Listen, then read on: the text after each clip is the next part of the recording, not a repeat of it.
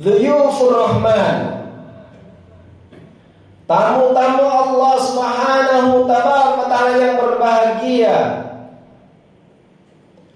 Ramadan telah berlalu dari kita semua, tetapi Tuhannya Ramadan yang maha kasih tiada batas, yang maha sayang tiada pilih terhadap orang-orang yang beriman, adalah kekal abadi dengan segala syariatnya yang maha bijak. Masing-masing kita telah mengerti, saudaraku, sebulan penuh lamanya Allah perintahkan bagi mukallaf seorang muslim untuk berpuasa dengan ultimate goal, dengan ghayah, tujuan akhirnya adalah la'allakum tattaqun, agar kalian semuanya bertakwa. Saudaraku masyarakat muslimin, salah satu indikator orang bertakwa adalah memiliki empati dan simpati kepada sesamanya.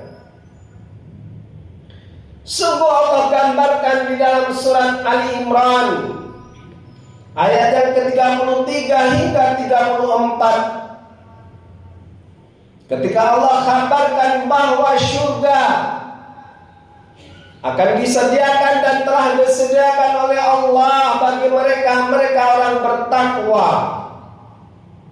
Siapa orang bertakwa itu? Allah Subhanahu wa ta'ala firmankan, alladzina yunfiquna fis sarra'i wad dharra. Mereka yang tidak awal, mereka yang tidak pelit dan medit pada harta mereka. Mereka infakkan, dan tentu diantaranya diinfakkan kepada sesamanya yang membutuhkan. Kemudian Allah katakan lagi, wal kadhiminal ghaidha. Orang bertakwa itu adalah mereka yang mau dan mampu menahan amarahnya. Wal 'afina 'anil nas, kata Allah, dan mereka mau memaafkan kepada sesamanya.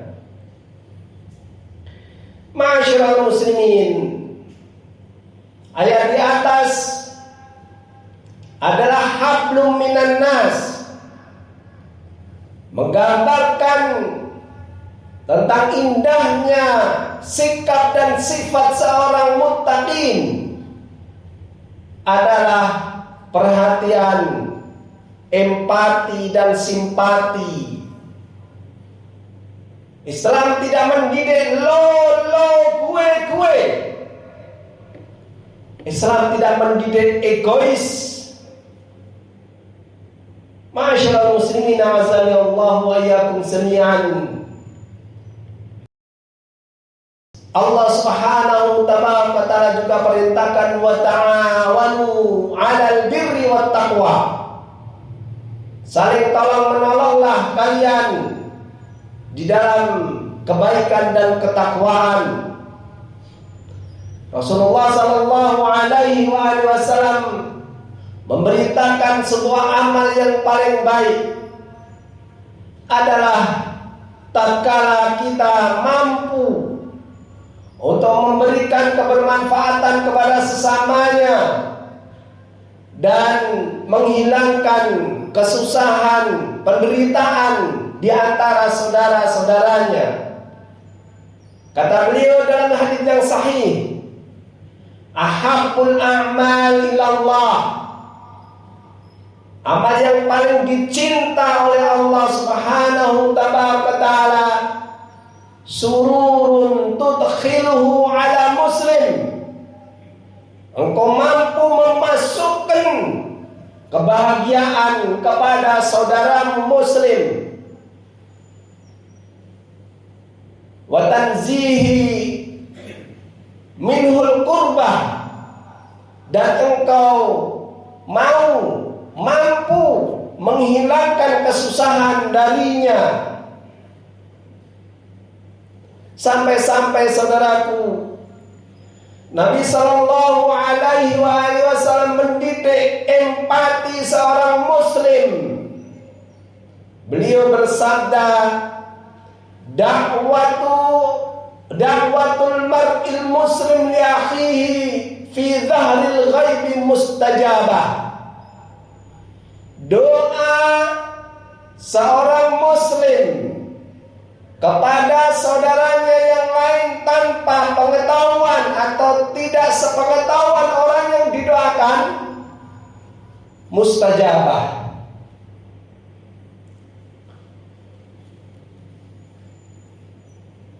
Inda rasihi malakul muwakkal, kata Nabi, di atas kepalanya ada malaikat yang diutus oleh Allah.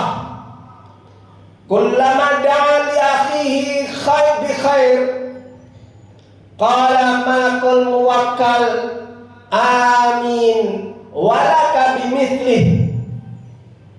Tatkala seseorang itu mendoakan saudaranya di luar pengetahuannya, maka malaikat yang Allah utus tersebut mengatakan amin, ya Allah kabulkan, walaka bimithli, dan bagimu apa yang kau doakan. Misalnya saya di rumah saya, sementara Pak Haji Effendi di masjid sini, saya berdoa dengan serius, ya Allah karuniailah Bapak Haji Effendi kebahagiaan, ketentraman, keluasan rezeki, umur panjang, dan ketenangan, kedamaian beserta keluarganya. Maka malaikat yang ada di kepala saya mengatakan amin, dan bagimu ya Jundi, apa yang engkau doakan itu akan diberi oleh Allah.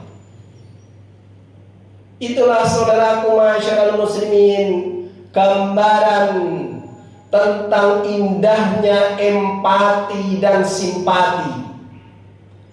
Maka mulai hari ini dan seterusnya saudaraku, tidaklah pantas bagi kita mengatakan golek duit wir kosong, mosok dadak dikek-keki.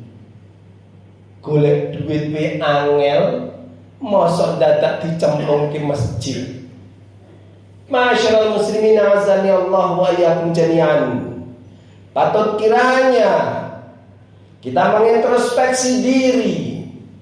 Adakah kita sudah memiliki rasa empati dan simpati kepada sesama yang menjadi indikator seorang yang bertakwa? Ataukah kita masih sendiri, egois, memikirkan diri pribadi? Terakhir ingin saya sampaikan sebuah kisah pendek yang menarik. Suatu hari seorang anak membawa orang tuanya umrah ke Mekah. Maka pada hari pertama lancar, tiada apa dalam ritualnya. Namun tatkala hari kedua, si anak kehilangan orang tuanya. Orang tuanya memisahkan diri dari rombongan. Pasti sedih si anak tersebut karena orang tuanya sudah lumayan sepuh. Dia khawatir dia tidak bisa kembali ke mesnya ke hotelnya. Maka dia pun mencari. 6 jam dia cari tak ketemu. Laporan kepada ketua rombongan. Maka seluruh rombongan diperintahkan untuk bergandengan mencari bapak tersebut. 1 kali 24 jam tidak ketemu. Di hari kedua, saudaraku, meminta kepada segenap rombongan yang lain yang beliau kenal, antar muassasah, dicari 1 kali 24 jam yang kedua pun tidak ketemu. Di hari ketiga, laporan kepada biro dan kemudian laporan kepada KBRI yang ada di Jeddah, mengerahkan seluruh atau banyak dari mahasiswa-mahasiswa, dicari pun 1 kali 24 jam yang ketiga tidak ketemu. Seakan-akan pasrah, tawakal kepada Allah si anak. Di hari yang keempat, pagi itu dia melihat anak kecil di sampingnya yang dia tidak mengenal menangis, dan dengan dhanur rajih anak ini kehilangan orang tuanya. Maka dia bergegas mengingat sebuah hadis, Allah akan memberikan apa yang dia doakan kepada saudaranya yang lain tanpa sepengetahuannya. Kemudian dia minggir ke tempat yang agak jauh. Dia sholat 2 rakaat. Dia berdoa setiap sujudnya. Dia berdoa seikhlas mungkin, sekhusyuk mungkin di akhir dari sebelum salam. Setelah salam, beberapa waktu berselang, di kejauhan sepertinya ayahnya. Maka kemudian dia dekati. Ketika jarak pandang sudah dekat, dia yakin bahwa itu adalah ayahnya. Dia kejar, ayah!